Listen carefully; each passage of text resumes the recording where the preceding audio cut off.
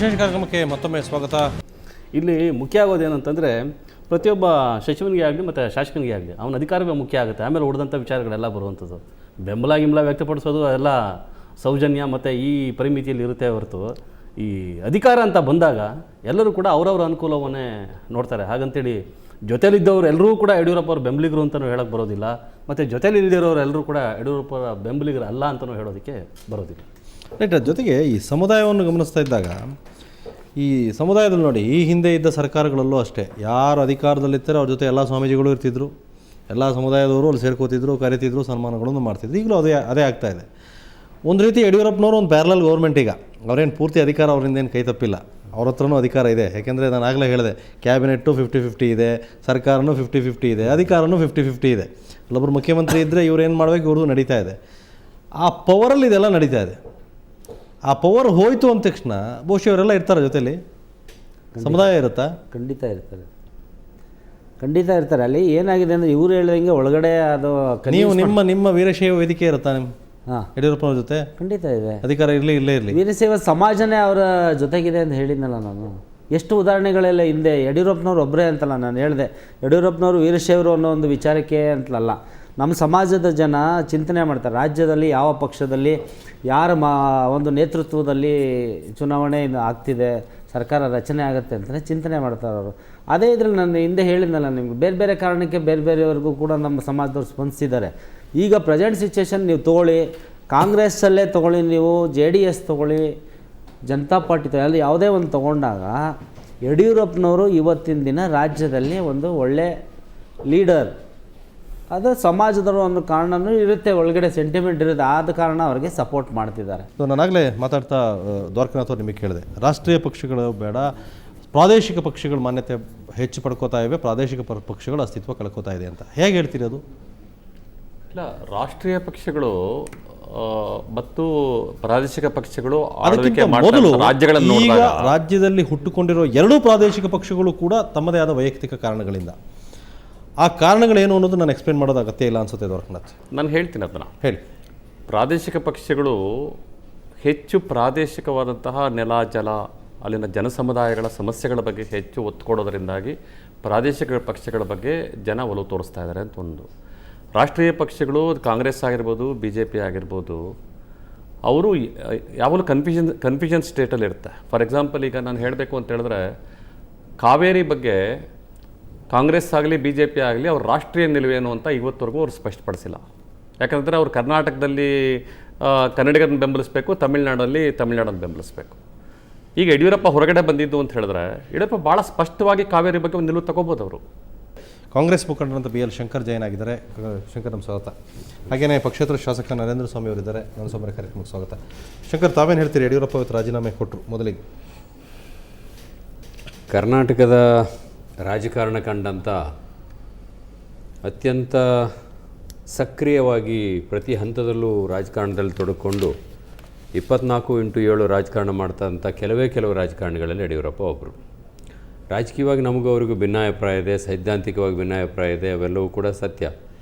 ಆದರೆ ಅವರ ನಿರಂತರವಾಗಿರ್ತಕ್ಕಂಥ ಕಾರ್ಯಚಟುವಟಿಕೆ, ಅವರಲ್ಲಿರ್ತಕ್ಕಂಥ ಹುಮ್ಮಸ್ಸು, ಅವರಲ್ಲಿರ್ತಕ್ಕಂಥ ಛಲ ಮತ್ತು ದಕ್ಷಿಣ ಭಾರತದಲ್ಲಿ ಪ್ರಪ್ರಥಮ ಬಾರಿಗೆ BJPಯ ಸಿದ್ಧಾಂತವನ್ನು ಅಥವಾ ಆ ಸಂದರ್ಭವನ್ನು ಬಳಸ್ಕೊಂಡು ಒಂದು BJPಯನ್ನು ಅಧಿಕಾರಕ್ಕೆ ತರಲಿಕ್ಕೆ ಅವ್ರು ಮಾಡಿದಂಥ ಹೋರಾಟ, ಇದೆಲ್ಲ ಅವರ ಒಬ್ಬ ನಾಯಕನಲ್ಲಿ ಇರಬೇಕಾಗಿರ್ತಕ್ಕಂಥ ಎಲ್ಲ ಹೋರಾಟದ ಎಲ್ಲ ಛಲದ ಗುಣಗಳು ಮಾನ್ಯ ಯಡಿಯೂರಪ್ಪನವರಲ್ಲಿ ಇದ್ದಾವೆ. ಆದರೆ 4 ದಶಕಗಳ ಕಾಲ ಒಂದು ಸಿದ್ಧಾಂತವನ್ನು, ಒಂದು ತತ್ವವನ್ನು ಪ್ರತಿಪಾದನೆ ಮಾಡಿ ಈಗ ರಾಜಕಾರಣದ ಬಹುತೇಕ ಕೊನೆಯ ಹಂತ ಇದೆ ಅವ್ರದ್ದು ರಾಜಕಾರಣದಲ್ಲಿ.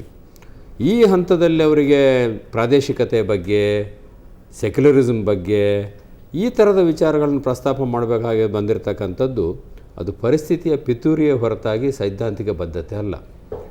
ಪಕ್ಷದಲ್ಲಿದ್ದಂಥ ವ್ಯಕ್ತಿಗತವಾಗಿರ್ತಕ್ಕಂಥ ಭಿನ್ನಾಭಿಪ್ರಾಯಗಳು, ಅಲ್ಲಿ ನಡೆದಂಥ ಪ್ರತಿಷ್ಠೆಯ ಹೋರಾಟಗಳು ವ್ಯಕ್ತಿಗಳ ಮಧ್ಯೆ, ಈ ಕಾರಣದಿಂದ ಅನಿವಾರ್ಯವಾಗಿ ಯಡಿಯೂರಪ್ಪನವರು ಗೋಡೆಗೆ ತಳ್ಳಲ್ಪಟ್ಟು ಒಂದು ನಿಲುವನ್ನು ತೆಗೆದುಕೊಳ್ಳಲೇಬೇಕಾದಂಥ ಸ್ಥಿತಿಗೆ ತಲುಪಿದರು. ಇದು ಬಹುತೇಕ ಅವರ ಸ್ವಯಂಕೃತ ಅಪರಾಧಗಳು ಇವೆಲ್ಲವೂ ಕೂಡ.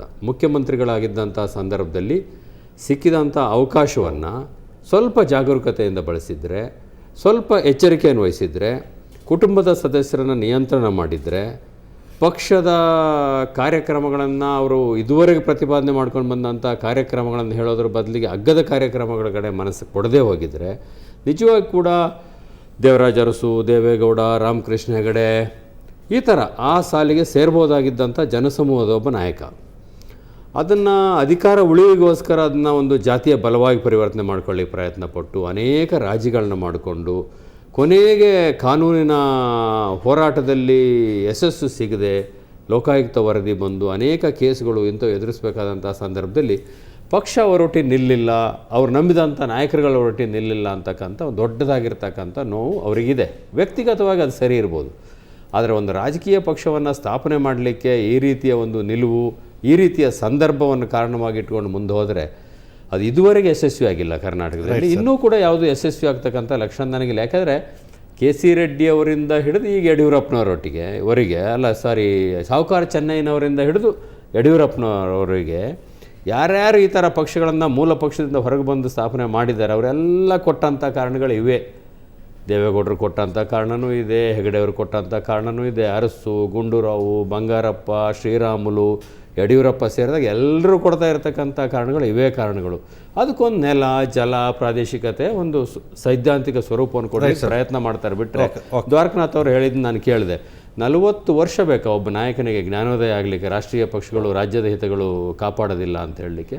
ಎಲ್ಲರೂ ಕೂಡ ಒಂದಲ್ಲ ಒಂದು ಹಂತದಲ್ಲಿ ರಾಷ್ಟ್ರ ರಾಜಕಾರಣ ಮಾಡಬೇಕು ಅಂತಲೇ ADMK ಜೊತೆಗೆ AA ಯಾಕೆ ಸೇರ್ಕೊಂಡ್ರು, ಆಲ್ ಇಂಡಿಯಾ ಹಾಕಬೇಕು, ಅದಕ್ಕೆ ಜನತಾದಳ SCಗೆ ಒಂದು ರಾಷ್ಟ್ರೀಯ ಅಧ್ಯಕ್ಷರೇ ಹಾಕಬೇಕಾಗಿದ್ದರೆ, ಲೋಕದಳಕ್ಕೆ ಒಂದು ರಾಷ್ಟ್ರೀಯ ಲೋಕದಳ ಅಂತ ಅಲ್ಲಿಗೊಬ್ಬ ರಾಷ್ಟ್ರೀಯ ಅಧ್ಯಕ್ಷ, ಒಬ್ಬ ರಾಜ್ಯಾಧ್ಯಕ್ಷ ಹಾಕಬೇಕು, SP-ನೂ ಆಲ್ ಇಂಡಿಯಾ ಪಾರ್ಟಿ, BSP-ನೂ ಆಲ್ ಇಂಡಿಯಾ ಪಾರ್ಟಿ, ಎಲ್ಲವೂ ಆಲ್ ಇಂಡಿಯಾ ಪಾರ್ಟಿಗಳೇ. ಇನ್ನು ಸ್ವಲ್ಪ ದಿವಸಕ್ಕೆ ಹೋದರೆ ಜಗನ್ ಪಾರ್ಟಿನೂ ಆಲ್ ಇಂಡಿಯಾ ಪಾರ್ಟಿನೇ, ಮತ್ತೊಂದು ಪಾರ್ಟಿನೂ ಆಲ್ ಇಂಡಿಯಾ ಪಾರ್ಟಿಗಳೇ. ನರೇಂದ್ರ ಸ್ವಾಮಿ ಅವರೇ, ತಾವು ಯಡಿಯೂರಪ್ಪನವ್ರ ಜೊತೆ ಅವ್ರ ಸಂಪುಟದಲ್ಲಿ ಸಚಿವರಾಗಿದ್ದವರು, ಪಕ್ಷೇತರ ಶಾಸಕರಾಗಿ, ಇವತ್ತು ಅವರು ಆ ಪಕ್ಷಕ್ಕೆ ರಾಜೀನಾಮೆ ಕೊಡ್ತಾ ಇದ್ದಾರೆ, ಏನು ಹೇಳ್ತೀರಿ? ಅವರ ವೈಯಕ್ತಿಕ ತೀರ್ಮಾನದ ವಿಚಾರದಲ್ಲಿ ನಂದೇನು ಪ್ರಶ್ನೆ ಇಲ್ಲ.